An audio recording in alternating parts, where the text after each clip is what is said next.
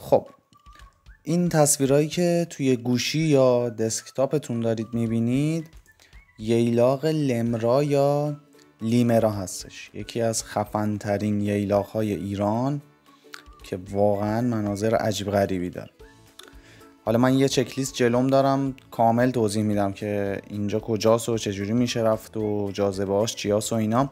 فقط ببخشید منو اگه یکم توپق میزنم و ادیت اونقدر خفن نیست و اینا، چون من برنامه‌ای واسه یوتیوب ندارم. حقیقتا فقط میخوام اطلاعات مفید جاهای مختلف رو فقط به شما بدم که بتونید یه سفر راحت‌تر و خفن‌تر داشته باشید. اولا که اینجا کجاست؟ اینجا تونه کابونه، ییلاق لمرا نزدیک سلیمان آباد. یه حدود 1 ساعت 2 ساعت باید با ماشین برید بالای کوها و نمیدونم چرا اسمش لمراست، اصلا ریشه تاریخی و ایناشو تحقیق نکردم ببینم واسه چی این اسما گذاشتن. چیزی که این منطقه رو خیلی خاص و متفاوت میکنه به نظرم مناظر عجیب غریبشه. واقعا هر ساعت هر دقیقش منظرش عوض میشه و یه جای واقعا عجیب غریبه. بخوام تشبیهش کنم شبیه اون والپیپر ویندوز ایکس پی هست، شبیه اونه واقعا. یه جوریه که واقعا ندیدید مثلشو، خیلی کمه. حالا چطور میشه رفت؟ شما باید برید سلیمان آباد، بعدش از اون طرف به نظر ماشین آفرود بگیرید یا وانت بگیرید، چون واقعا مسیرش یه جوریه که به ماشین آسیب میرسه و خرج رو دستتون میذاره دیگه. یه وانت بگیرید یا پاترول و اینا هم هست. حالا من شماره لیدر اونجا رو میذارم که بتونید باهاش در ارتباط باشید واسه گرفتن وانت و اینجور داستانا. و اون مسیرم نخواهید سریع برید با وانت و پاترول و اینا، چون مسیرش واقعا باحاله. یه جاده خاکی حدود مثلا 1 ساعت و نیم 2 ساعت جاده خاکیه و خیلی اصلا عجیب غریبه. بهتون بگم از تو مه رد میشید تو جنگل دشت، یه جا داره سرخسا، یه دشت سرخس بزرگ اصلا اون عجیب غریبه، باید وایسید نگاه کنید و خیلی اون مسیرش خیلی خوش میگذره و خسته نمیشید.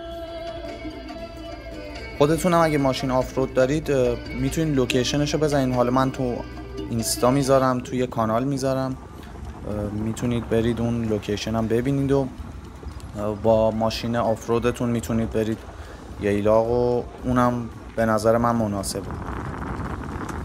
ولی ترجیحاً اگه ماشین سواری دارید نرید، میشه رفت ولی خیلی آسیب میبینه ماشین.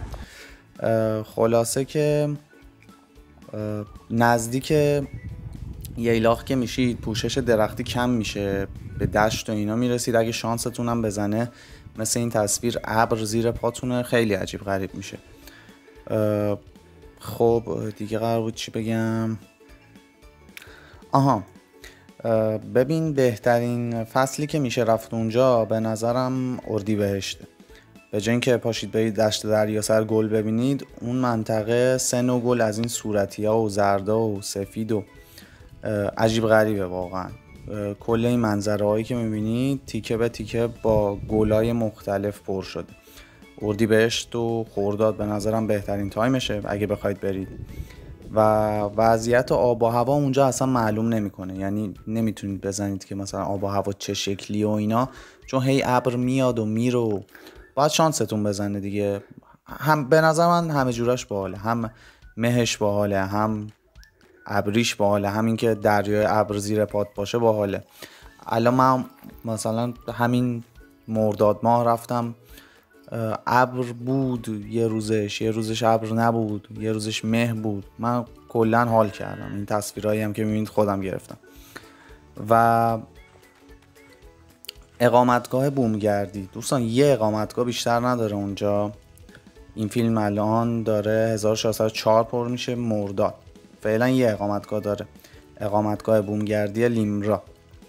و من میذارم آدرسشو، میذارم شماره‌شم تو اینستا میذارم واسهتون، میتونید با آقا محمد در ارتباط باشید.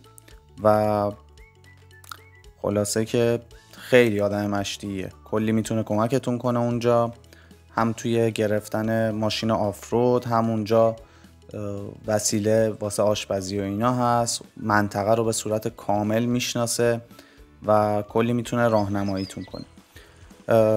واسه چادر زدن هم اگه بخواید اقامت نداشته باشید چادر هم میشه زد، ولی من پیشنهاد نمیکنم، چون که اونجا سایه‌ای ندارید، آب و هوا هم مدام در حال تغییر، اذیت میشید. سرویس بهداشتی هم اون اقامتگاه داره، آب داره، برقش با موتور برق تامینه، آنتن موبایل کم و بیش هستش و حتی اینترنت هستش.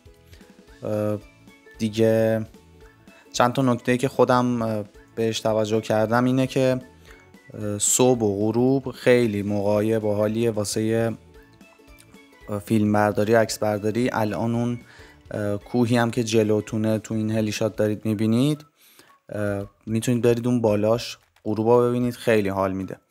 حیوانات وحشی هم خب ییلاق دیگه، کوه و جنگل ییلاق طبیعتا حیوان وحشی و اینا داره. اون چیزی که من شنیدم گفتن مثلا اینجا گراز داره، خرگوش داره، نمیدونم پلنگ تک و توک دیدن، خرس دیدن